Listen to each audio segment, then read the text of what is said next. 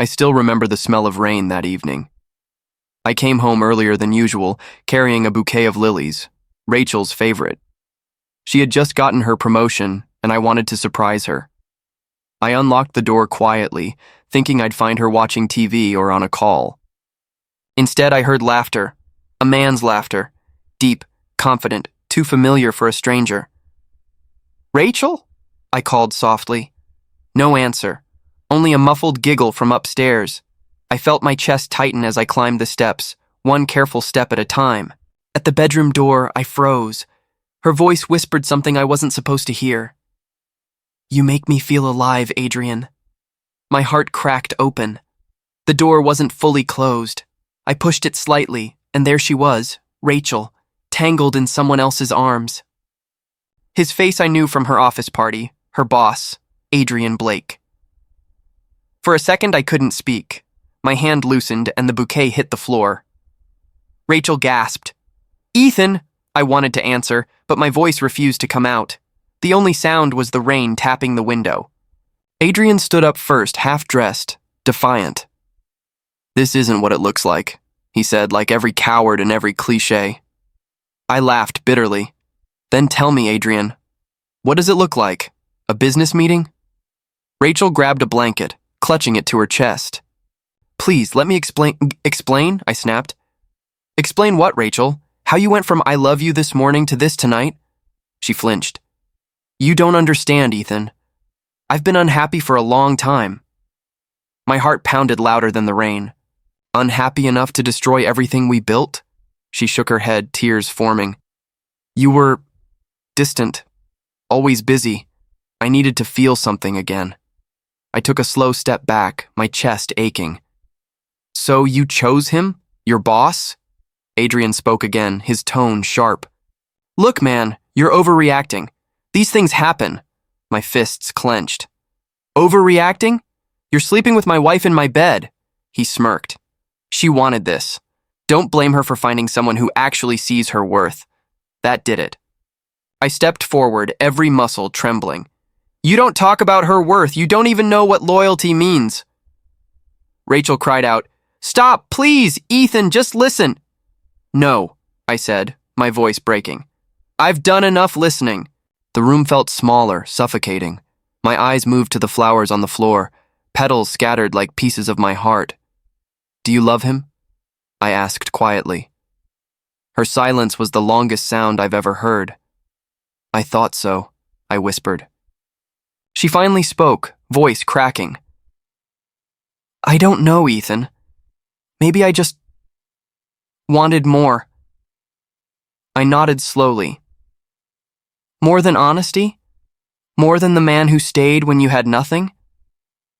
Her tears fell, but I couldn't feel sympathy anymore.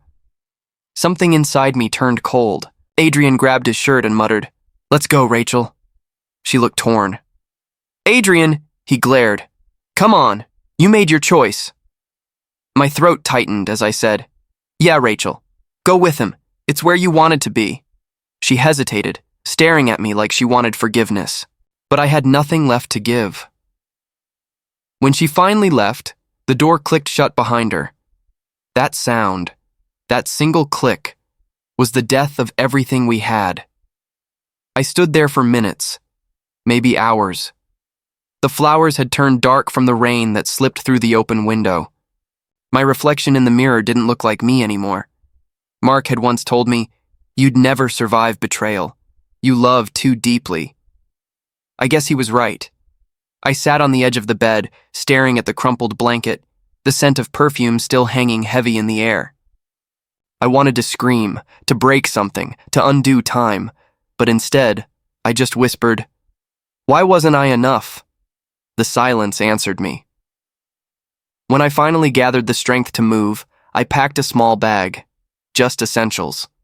I didn't want to take anything from this place that smelled like lies. As I walked out, I stopped at the doorway. One last look at the room where love used to live, now just a graveyard of memories. I whispered, "Goodbye, Rachel." Outside, the rain poured harder, soaking my clothes instantly. But I didn't care. The storm matched me, loud on the outside, broken on the inside. I started my car, gripping the wheel until my knuckles turned white. My phone buzzed, her name flashing on the screen. I stared at it for a long time before pressing decline. I wasn't ready to hear another lie. The road ahead was blurry through the rain, but at least it was forward. For the first time, I didn't know where I was going, only that I couldn't go back. And that was the night everything shattered. My marriage, my heart, and the illusion that love alone could save anyone. The first few days felt like I was living underwater, everything slow, muffled, unreal. Mark knocked on my apartment door on the third morning. "You look like hell," he said, stepping inside before I could answer. "I feel worse," I muttered, dropping onto the couch. "Coffee's in the kitchen if you're brave enough." He glanced around. "You haven't unpacked. You planning to live out of that one bag forever?" "I don't need more than that," I said. "Clothes, a toothbrush, and silence. That's enough." Mark sighed and sat across from me. "You've got to talk about it, Ethan." I shook my head. "There's nothing to say. She made her choice. She cheated on you with her boss. That's not just a choice. That's a punch to the soul." I stared at the floor. And I took it. He leaned forward.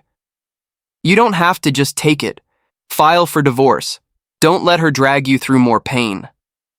"I can't even think straight," I said quietly. "Every time I close my eyes, I see them." Her face.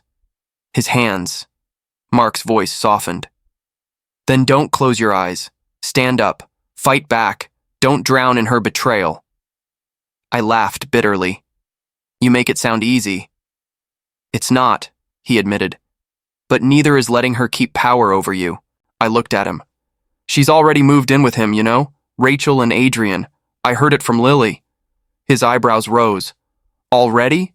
That's cold." "She doesn't waste time," I said.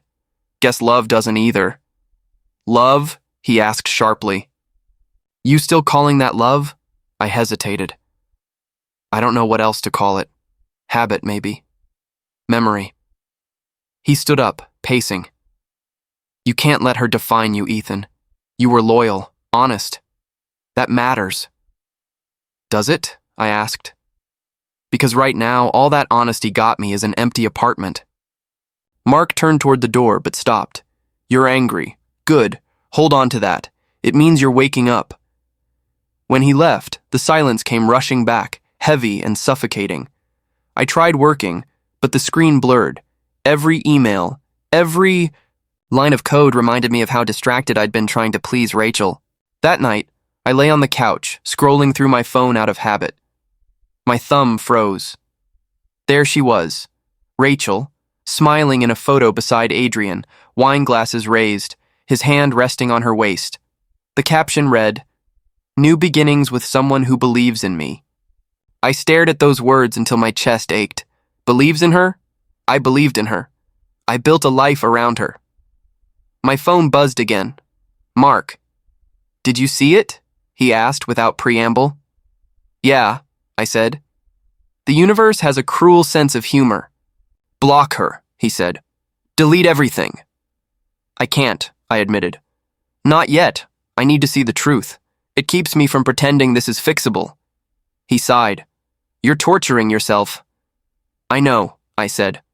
"But pain feels better than emptiness right now." There was a pause. Then quietly he said, "You won't feel this way forever." "I'm not sure I want to stop feeling," I whispered. "At least pain reminds me I'm still alive." The line went quiet. Then Mark said, "Tomorrow you're coming with me to the gym." "No arguments," I smiled faintly. "You trying to make me sweat out heartbreak?" "Something like that. Trust me. Punching a bag is better than staring at her pictures." After he hung up, I set my phone down and looked around the room. The silence wasn't peaceful. It was judgmental. I thought about Rachel's words. I needed to feel something again. So did I. But what I felt wasn't love. It was humiliation, sharp, raw, endless. I whispered to the empty room, "You got what you wanted, Rachel. I hope it was worth it." The clock ticked louder than it should have. I got up, went to the bathroom mirror, and looked at myself. Eyes red, beard uneven, expression hollow. "You're still here," I said quietly. "Start acting like it." I didn't sleep that night. Instead, I wrote an email to a lawyer Mark recommended. I didn't send it, but I saved it. Just seeing the words "petition for divorce" felt like breathing again. By dawn, I was sitting on the balcony, watching the city wake up. Somewhere out there, Rachel was probably having breakfast with him. I took a slow breath and said to the wind, "You broke me, but I'm not staying broken." For the first time since that night, I almost believed it. The call came on a Tuesday afternoon while I was halfway through pretending to work. "Hello?" I said, expecting another spam call. A hesitant voice answered, "Is this Ethan Cole?" "Yes, who's this?" A pause. Then, "I'm Emily Blake." The name made me sit up straight. "Blake, as in—" "Yes," she whispered. "Adrian Blake's wife." My chest tightened. "How did you get my number?" "Lily gave it to me," she said softly. "I needed to talk to you. Please don't hang up. I'm listening." "I found out about them," she said, her voice trembling. "About Adrian and Rachel." I exhaled slowly. "So you know." "I know enough," she said. "And I can't breathe in that house anymore. I just needed to speak to someone who understands." Something in her tone stopped me from ending the call. "Where are you?" "Downtown. There's a small cafe near the river, the Hollow Bean. Could you meet me?" I hesitated, then said, "I'll be there in 30 minutes.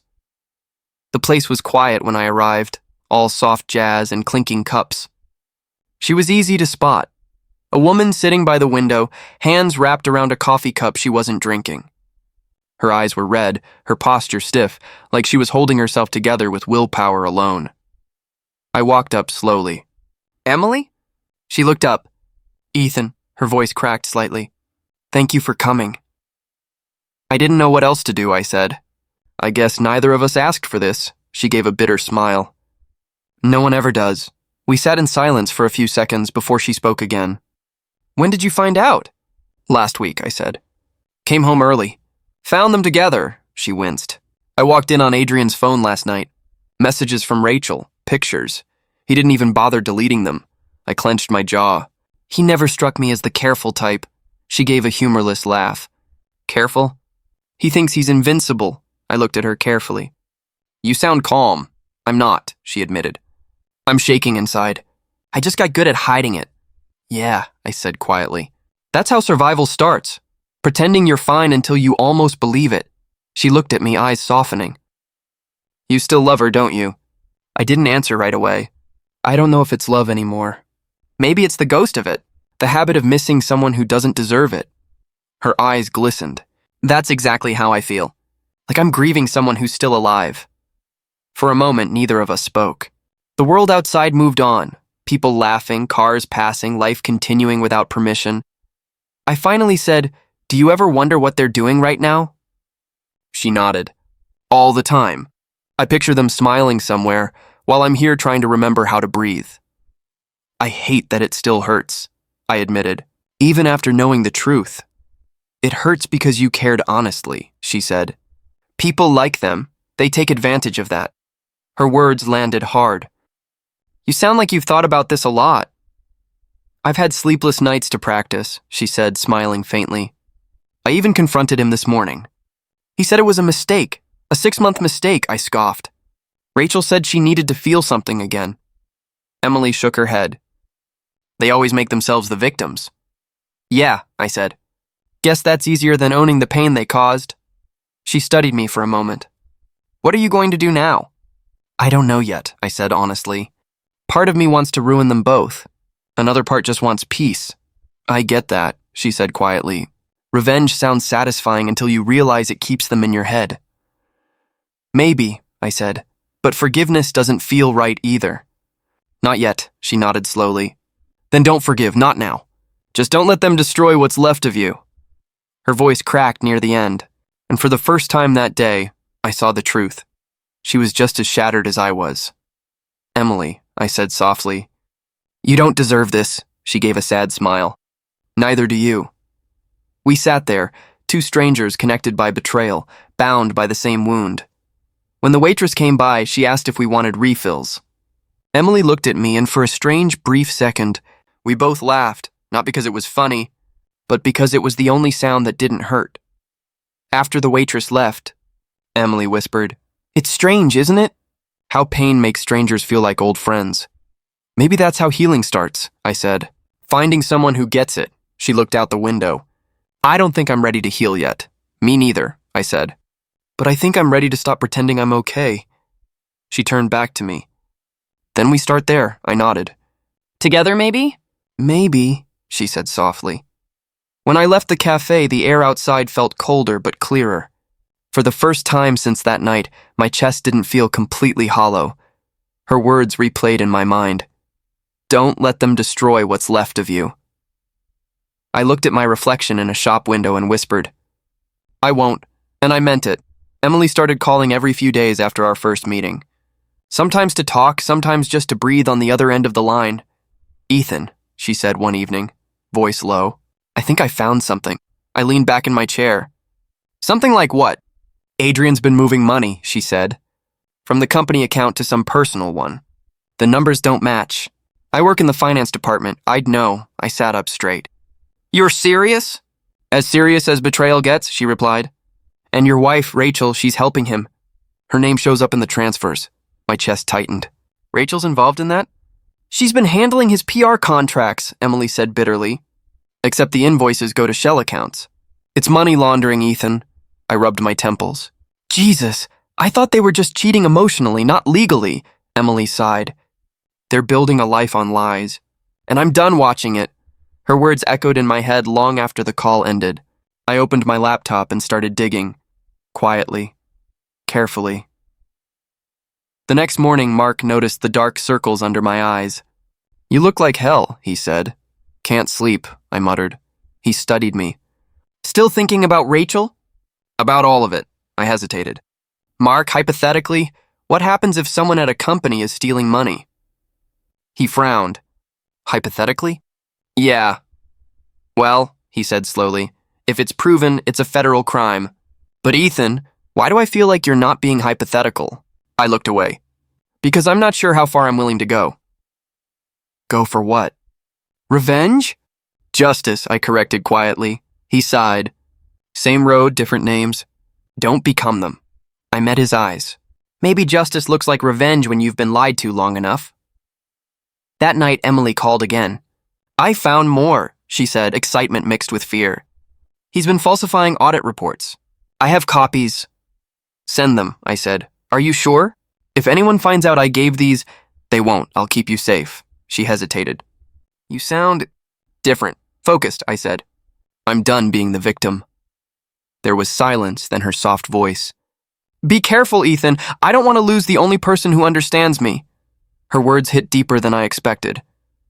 "You won't," I said. "Not while I still have something left to fight for." Over the next few days, we met twice in person, once at the same cafe, once in her car outside a park. Both times, she brought more evidence, emails, transfers, even screenshots of Rachel and Adrian discussing project secrecy. "They think no one notices," she said, scrolling through her phone. "They're arrogant," I said. "That's their weakness." She looked at me carefully. "You sound like you're planning something." "I am." "Ethan," she whispered, "you can't destroy them without destroying yourself." "I'm not out for blood," I said. "I just want the truth exposed, and if they go down, then maybe I'll finally breathe again." She nodded slowly, eyes full of something I couldn't quite name, fear, maybe admiration, maybe both. That night, I created a folder on my computer named Closure. Inside it, I began collecting everything: bank records, contracts, timestamps. Every piece of deceit cataloged, neat and cold. 2 weeks later, the first crack appeared. "Did you see the news?" Emily texted. I opened the link. Adrian Blake & Co., under financial scrutiny for audit irregularities. A rush of satisfaction hit me, sharp and dangerous. I called her immediately. "You did this?" "No," she said quickly. "Someone else must have noticed." "But it's starting," I exhaled. "Maybe karma works faster than I thought." "Or maybe your quiet digging left breadcrumbs," she said softly. "Does that scare you?" I asked. "A little," she admitted. "But mostly it feels right." Her honesty disarmed me. Emily, I said quietly, if we're not careful, this will consume us. She laughed faintly. Maybe it already has. That silence that followed wasn't awkward. It was heavy, full of unspoken understanding. Later, Mark stopped by my apartment with beer. You've been distant, he said. What's going on? I tried to deflect. Just sorting through things. He eyed the files on my desk.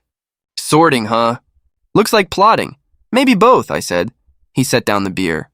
Listen, Ethan, you're smart. But revenge has gravity, it pulls everything in. I met his gaze. Then I'll control the pull. Can you? He asked quietly. I didn't answer. I didn't need to. After he left, I looked through my notes again.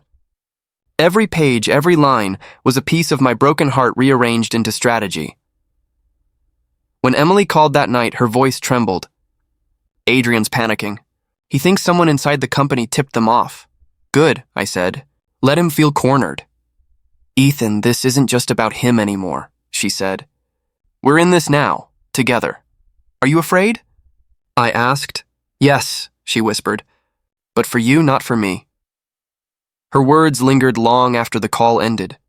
I stared at my reflection in the window, a man I barely recognized. Once, I was just broken. Now I was something sharper, and I wasn't going to stop until truth had teeth. Lily showed up at my apartment unannounced, eyes wide with gossip and something like concern. Ethan, have you seen the news? She blurted before I could even offer her coffee. No, I said, setting down my mug. What happened now? She grinned faintly. Your ex and her golden boy are in trouble. Big trouble? I raised an eyebrow. Define trouble. Financial audit. Their company's bleeding money. People are saying Adrian's project funds vanished overnight. I leaned against the counter, calm. That's so. Yeah, and Rachel. Lily hesitated. She's not handling it well. A friend of mine works at her firm, says she's been crying in the bathroom every day. I looked away, the words echoing somewhere distant. Crying? Yeah, apparently she's blaming Adrian for everything. Of course she is, I murmured. Accountability isn't her strong suit. Lily gave me a look. You're not even a little happy? I sipped my coffee.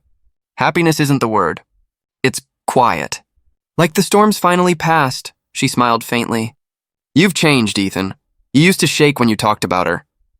I still do, I admitted. But now it's not fear or pain. It's recognition. I finally see who she really is, Lily nodded slowly. Well, if you ever doubted karma, here's your proof. After she left, I called Emily. Hey, she said, her voice lighter than before. You heard? I did, I said. Seems paradise is cracking. I almost feel bad for them, she admitted softly. Almost. Don't, I said. They built their house on lies. It was bound to collapse, she exhaled. Adrian's been distant, angry all the time. Last night he threw a glass at the wall. Did he hurt you? No, but it scared me. I think he knows people are closing in. Then stay clear, I said firmly. Let them eat each other alive, she paused. And you? How do you feel watching this? I thought about it. Empty, but not the same kind of empty as before. This one's cleaner. I get that, she whispered. The kind that feels like peace. Exactly. There was silence for a moment, then she said, Ethan, you sound stronger. I'm learning to be. And calmer, she added, like you've stopped fighting ghosts. I think I finally have. We hung up, and I sat in the quiet of my apartment, listening to the hum of the refrigerator and the rain starting outside. For the first time in months, I didn't feel haunted. A few days later, Mark dropped by. Man, you look different, he said, tossing himself onto the couch. I sleep now, I said. He laughed. That's progress. So what's the latest on Rachel and Adrian? I shrugged. Same chaos. Their investors are backing out. Rumors are flying about missing funds. It's poetic, Mark studied me. You really don't care, do you? Not anymore, I said. I wasted too much energy caring about people who wouldn't bleed for me. That's cold, that's growth. He nodded. Fair, just don't lose yourself in the satisfaction. I won't, I said quietly. I just want to watch truth finish what it started. Later that night, I scrolled through social media. A photo popped up. Rachel at some event, eyes puffy beneath layers of makeup, Adrian beside her with that fake smile glued on. The comments were brutal. They look miserable. Guess money can't buy peace. I almost smiled. For a moment, memories tried to crawl back, the nights we shared, the laughter that once felt real. But they didn't sting anymore. They were just distant photographs in someone else's album.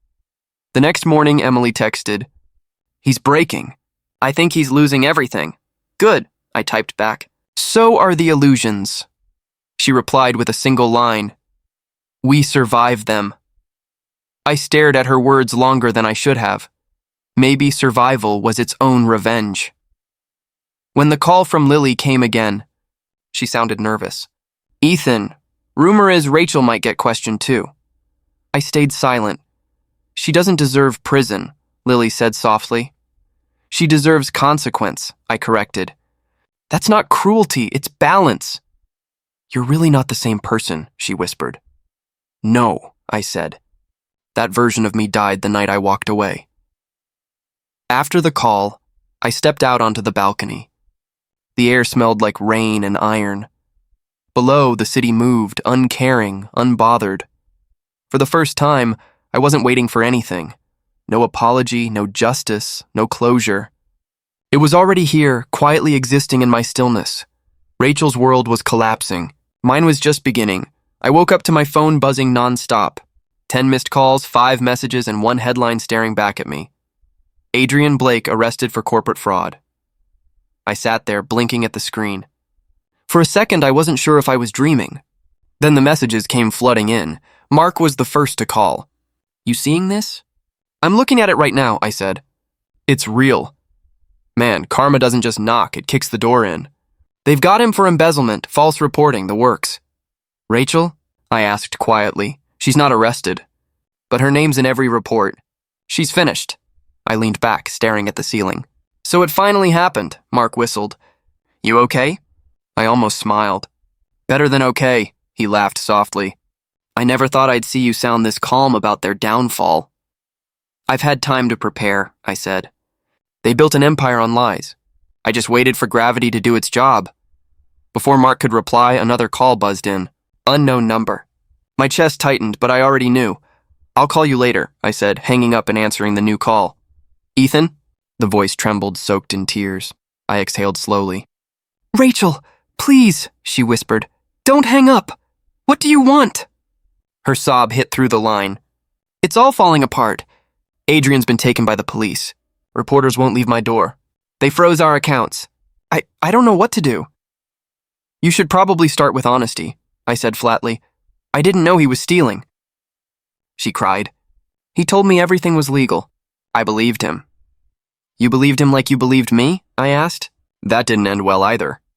"Please," she said again, her voice cracking. "You're the only one who can help. You know people at the firm, lawyers, contacts. I couldn't help it." I laughed. It started small, then grew until it echoed around the quiet apartment. "You fixed it yourself, Rachel," I said, my voice calm, almost gentle. "This, everything you're facing, you built it brick by brick." "Ethan, don't be cruel," she sobbed. "I'm not," I said. "I'm just done. You can't mean that."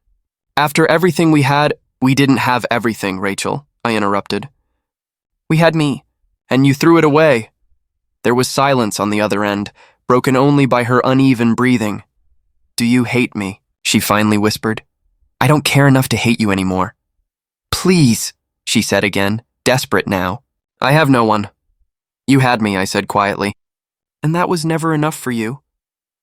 Then I hung up. For a long time, I just sat there staring at the phone. My hands didn't shake. My chest didn't ache. It was over. Truly over. A soft knock on the door broke the silence. I opened it to find Emily standing there, holding 2 cups of coffee.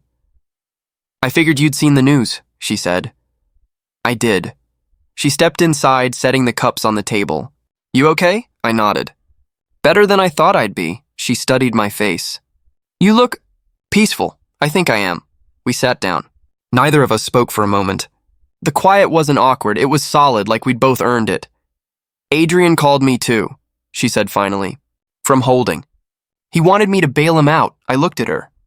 "Did you?" She shook her head. "Not a chance. He said I'd regret this. I told him regret was his specialty, not mine. I smiled faintly. Good answer. I learned from the best, she said, meeting my eyes. For a long time, we didn't need words. There was something unspoken in the air, relief maybe, or understanding. We'd both been dragged through hell and somehow climbed out the other side. Do you ever think about what we lost? She asked softly. Every day, I admitted. But I also think about what we found. Her eyes softened. What's that? Clarity, strength, maybe even ourselves. She smiled a little, looking down at her cup. I used to think revenge would make me feel alive again. And now? I asked. Now I think peace is louder than revenge ever could be. I nodded. You're right. We finished our coffee in silence. Outside, rain started to fall again, the same slow drizzle that had once felt suffocating. Now it just sounded clean.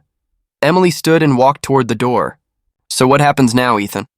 I looked at her, really looked, at the steadiness in her eyes, the quiet strength in her smile. Now, I said, we live. She lingered a moment longer. You think people like us can? Maybe not perfectly, I said. But we can try. And that's enough, she nodded slowly. It's strange, isn't it? How the ones who broke us ended up breaking themselves. Karma has good timing, I said. She smiled. So do we. When she left, the apartment felt different. Not empty, just quiet in a good way. I walked to the window, watching the city lights blur through the rain. Rachel had begged. Adrian had fallen. And somehow, through the wreckage, I'd found something that looked like peace. Mark called again later that night. So it's over. Yeah, I said. It's over. What's next for you? I looked out at the rain. Whatever comes next, it's mine, he chuckled. Finally sounds like you mean that. I do. When the call ended, I turned off my phone. The world could spin without me for a while. The storm outside faded to a drizzle, and for the first time in a long time, I didn't feel like running from it. Maybe closure wasn't loud. Maybe it was quiet, like this, just a steady breath after a long scream. I closed my eyes and whispered to no one in particular. Goodbye, Rachel. Then, finally, I smiled. It had been months since the arrests, the headlines, the chaos. The world had moved on, and somehow, so had I. When Emily texted, "Come meet someone important," I didn't hesitate. At the park, she waved from a bench, sunlight catching her hair. Beside her sat a little girl clutching a red balloon. Ethan, Emily said, smiling softly. This is Claire. The girl looked up at me, curious. Mom says you make her smile now. I blinked, caught off guard. She said that, huh? Claire nodded solemnly. She used to cry a lot. Now she laughs when you call. Emily laughed quietly. Claire doesn't hold back. I smiled at the girl. That's a good thing. The world needs more honesty. Claire tilted her head. Are you sad too? I thought about it. I used to be. But I'm getting better. She considered that. Then maybe you need ice cream. It fixes everything. Emily chuckled. She's a believer in dairy-based therapy. Smart kid, I said. I'll take her advice.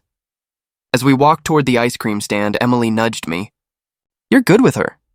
She's easy to be around, I said. Kids don't hide who they are. She reminds me why I kept going, Emily said softly.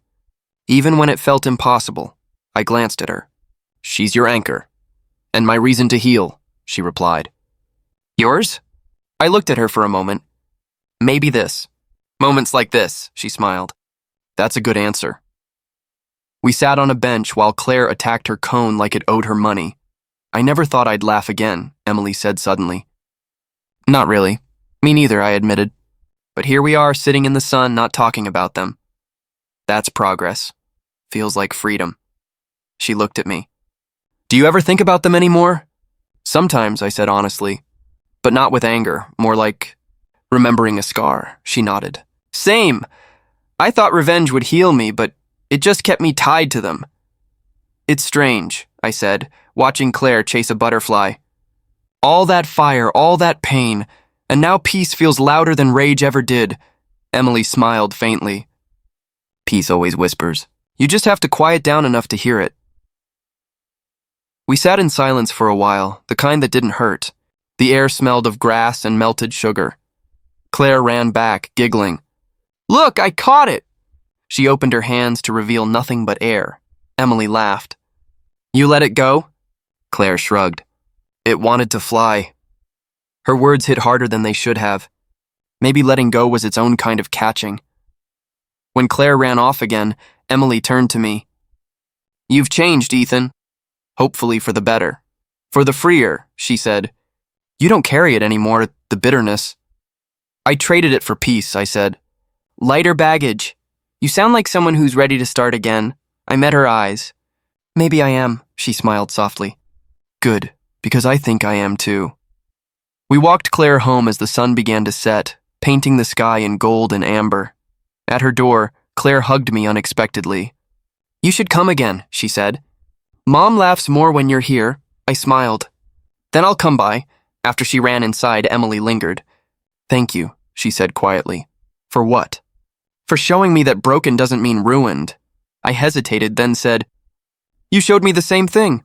The silence stretched between us, not heavy, just full. Ethan, she said softly. Do you think we deserve happiness after everything? I think we've earned it, I said. The hard way, she smiled, eyes glistening in the fading light. Then let's not waste it.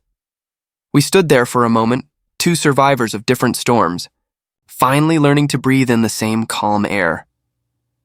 When I walked back to my car, I felt something new, not vengeance, not pain, but something like hope. I looked up at the sky, the last streak of sunlight fading behind the trees, and whispered, Thank you. For the first time in a long time.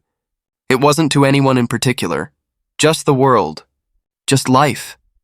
Because somehow in the ashes of everything that broke me, I'd found the beginning of something whole. The knock came just as the rain started, slow, hesitant, like the sound of a memory refusing to die. I opened the door, and there she was, Rachel. Her once perfect hair was soaked, her makeup streaked like ink running from old photographs. Ethan, she whispered. You look different. I feel different, I said quietly. What are you doing here? She laughed bitterly. You don't watch the news? I stopped keeping track of things that no longer matter. Her lips trembled. Adrian's gone, prison, the company's gone. The house, the car, everything. I leaned against the doorframe. So that's what brings you here? She looked up, eyes red. I didn't know where else to go. Not my problem anymore. Don't do that, she said, voice cracking. Don't pretend you don't care. I'm not pretending, I said. I just learned the difference between caring and bleeding. Her gaze darted around the hallway behind me. You live simply now. It's peaceful. I thought you'd still be angry. I was, I admitted. For a long time, she stepped closer. Then why don't you yell? Throw it in my face? You deserve that, I shook my head. I don't need to win anymore. She stared at me like I'd spoken another language. You really changed. I had to, I said. Hate was eating me alive. Her voice fell to a whisper. You won, Ethan. Are you happy now? I looked at her, really looked. The woman who once made me feel both invincible and invisible now stood small, fragile, broken. No, Rachel, I said. I didn't win. I just stopped losing. For a moment, she didn't breathe.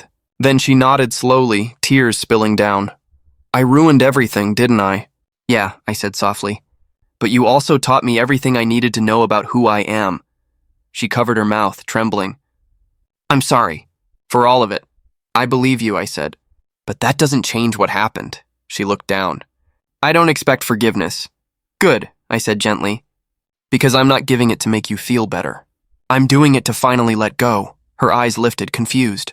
You forgive me? I release you, I said. That's different. The rain intensified, drumming against the roof like an echo of the chaos we'd both survived. Rachel glanced at the sky. Maybe I deserved this. Maybe we both did, I said. But punishment's not peace. She gave a small, broken smile. Emily must make you happy. She makes me honest, I said. And that's better. Rachel nodded slowly. I hope you keep that. I never could. She turned to leave, her voice trembling. Goodbye, Ethan. Goodbye. Rachel. I watched her walk away into the rain until her figure blurred into nothing but movement, a ghost fading back into its storm. When I closed the door, the silence felt clean. No weight pressing on my chest. No ache twisting my ribs. Just stillness. For the first time in years, I realized I didn't hate her anymore. The past wasn't something to fight. It was something to outgrow. The sound of another knock broke my thoughts. Softer this time. Familiar. When I opened the door again, Emily stood there with an umbrella and a shy smile. "You look like you've seen a ghost," she said. In a way, I did. "Rachel?" I nodded. "She's gone." Emily studied me. "How do you feel?" "Lighter," I said. Like I just dropped a stone I didn't know I was carrying. She smiled faintly. "That's what healing looks like." "I didn't even realize it was happening," I said. "I thought closure would come with anger or revenge." "Sometimes it just comes with silence," she said. We stood by the doorway, listening to the rain. "Come in," I said finally. "You'll catch a cold out there."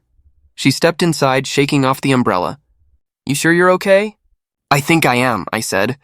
"For the first time I really am," she smiled, eyes warm. "Then maybe it's time to breathe again." "I already am," I said quietly.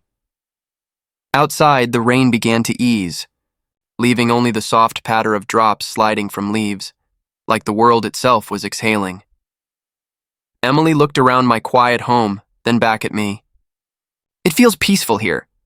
"It finally is," I said, and as we stood there, side by side, I felt the last pieces of my old life drift away, not with noise or fury, but with the quiet grace of a door finally closing.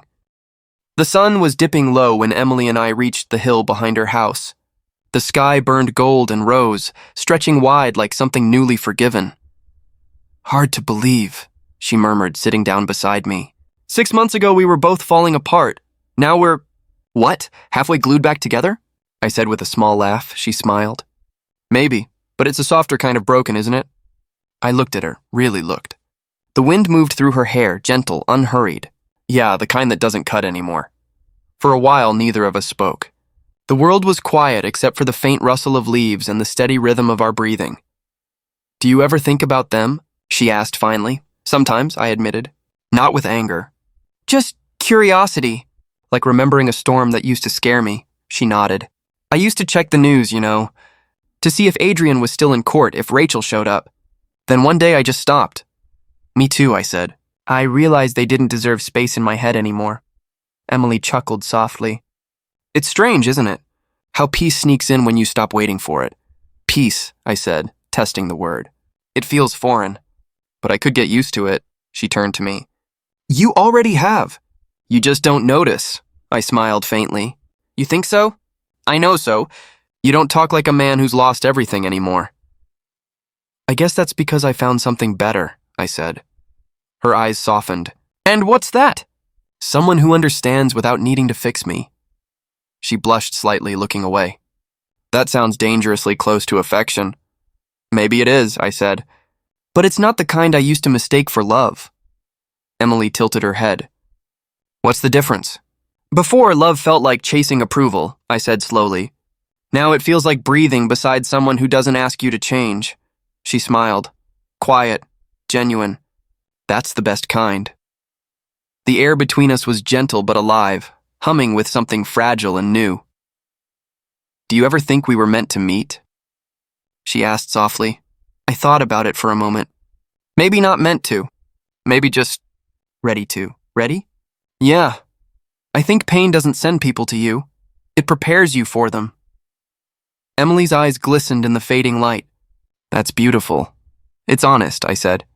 "You taught me that," she laughed lightly. "All I did was listen." That was more than enough. The wind carried her laughter down the hill. I hadn't realized how much I'd missed that sound.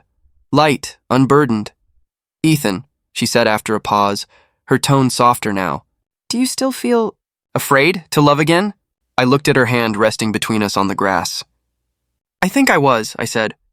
"But then you showed me love doesn't have to be loud to be real." Her fingers brushed mine, tentative at first, then still. "I'm glad," she whispered, "because I don't want loud. I just want true." We sat like that, the silence saying more than words could. "Funny," I said finally. "We started as strangers picking through wreckage." "And now?" she asked. "Now we're architects," I said, smiling. Building something new from what survived. She laughed, that soft, melodic sound I'd come to crave. Architects of Quiet Love. That should be a movie title. Only if we get a happy ending. She leaned her head on my shoulder. I think we already have one.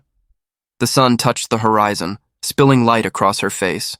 She turned to me, eyes glowing gold in the last warmth of day. Maybe pain was just how we met, she said. The words lingered between us. Gentle, final, true. I felt something loosen inside me. For the first time in years, my smile wasn't forced. My heart didn't ache and the world didn't feel heavy. Maybe it was, I whispered. But this is how we heal.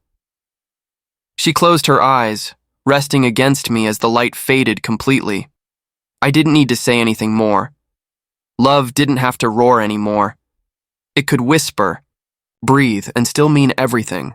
And as the first stars appeared above us, I finally understood what peace felt like. Not forgetting the pain, but living so gently that it no longer mattered.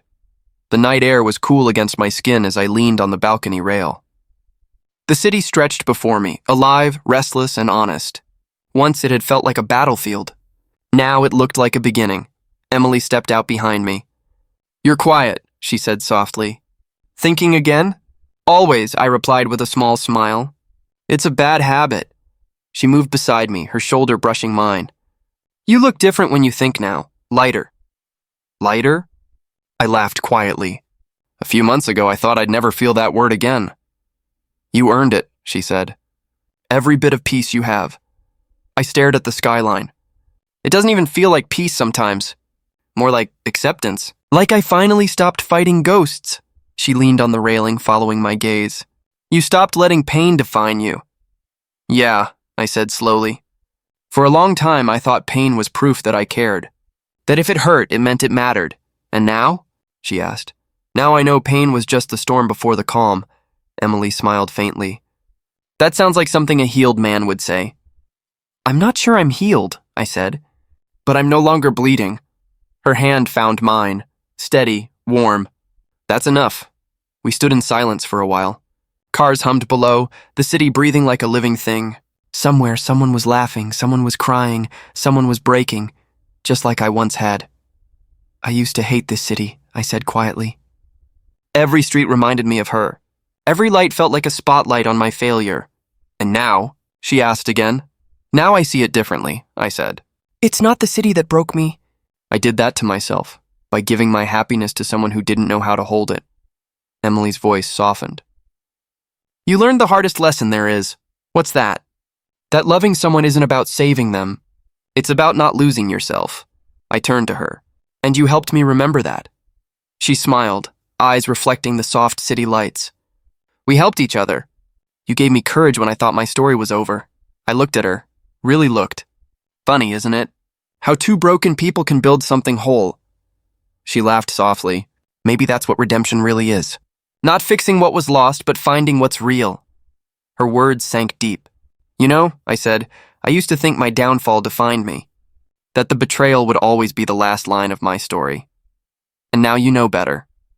"Now I know," I said slowly, "that my wife's affair was my downfall, until his wife became my redemption." Emily's eyes softened, a quiet tear slipping down her cheek. "You still say that like you can't believe it." "I can believe it now," I said, "because I lived through the worst and still found something beautiful waiting at the end." She squeezed my hand. "You found yourself, Ethan. That's the real redemption." "Maybe," I whispered. "But finding you made it easier." The wind brushed past us, carrying the faint scent of rain. The kind that smelled like change. "What will you do now?" she asked. I thought for a moment. "Live," I said simply. "Not for revenge, not for proving a point, just live." Emily nodded. "Sounds perfect." "I spent so long measuring my worth by what I lost," I said. "But now, I measure it by what I've become." "And what's that?" She teased lightly. "A man who finally knows himself," I said. "And who isn't afraid to start again." She smiled, leaning closer. "Then start with me." I turned to face her fully. I already did. The city below flickered brighter as if it heard us. For the first time, the noise didn't bother me. It felt alive, full of second chances. Emily rested her head on my shoulder. "You okay?" she whispered. "I'm more than okay," I said. For the first time, I'm free. The silence that followed wasn't heavy. It was full. Full of everything we'd lost, survived, and chosen to let go of. I took one last look at the city that had witnessed my ruin and my rebirth. "I lost everything once," I said quietly. "But somehow that's how I found everything that mattered." Emily smiled. "Then don't look back." "I won't," I said, and for once I meant it.